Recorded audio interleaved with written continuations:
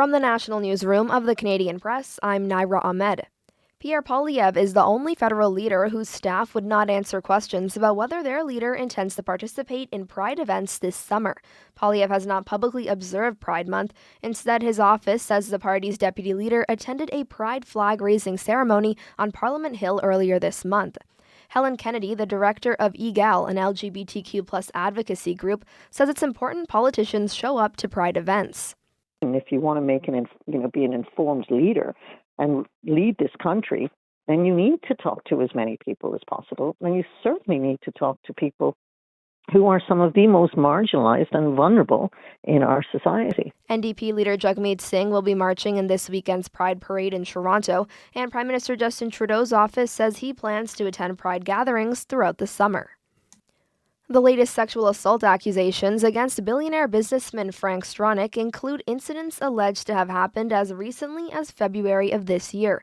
Court documents show the 91-year-old is accused of sexually assaulting 7 additional complainants. As Calgarians face a water conservation crisis, Calgary's mayor says that yesterday residents blew past the daily threshold the city has set to keep water service going. Calgary's 1.6 million residents and surrounding municipalities have been under a combination of mandatory and voluntary water restrictions since a pipe ruptured in the city's northwest earlier this month. Right now is the time we need to be very aware of our water usage and do everything we can to save water. Now, unfortunately, that was not the case yesterday. Joe T. Gandick says residents used 50 million liters of water yesterday, far more than the city's threshold of 480 million liters set to avoid taps from going dry. The ruptured pipe has been replaced, and if testing goes well, water restrictions are set to be lifted as early as Monday. Stateside, Joe Biden is trying to quell Democratic anxieties over his unsteady showing at last night's U.S. presidential debate. Hello. Many voters wondering, where was this Joe Biden Thursday night? America bows to no one. The president holding an enthusiastic North Carolina rally and addressing fears after his debate showing. I know I'm not a young man. And? I don't walk as easy as I used to. I don't speak as smoothly as I used to. I don't debate as well as I used to. But I know what I do know. I know how to tell the truth. Andy Field, ABC News. And Canadian pop star Avril Lavigne says she's honored to be named to the Order of Canada. Lavigne says she's thrilled and it's good timing because she's on her greatest hits tour. It's an amazing feeling knowing that these songs have connected with people.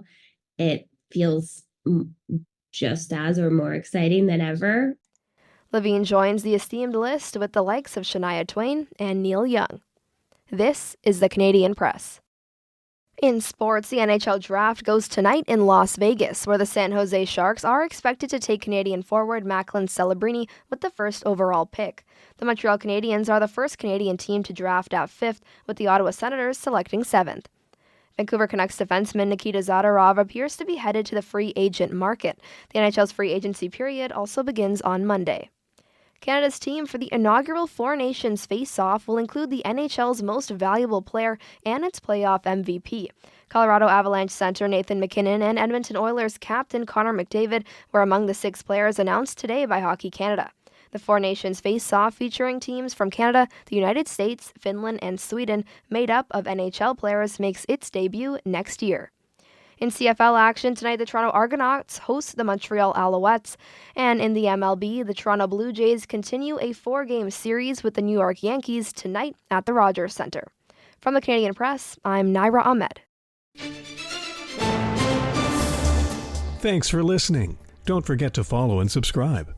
For more of today's top stories, visit thecanadianpressnews.ca.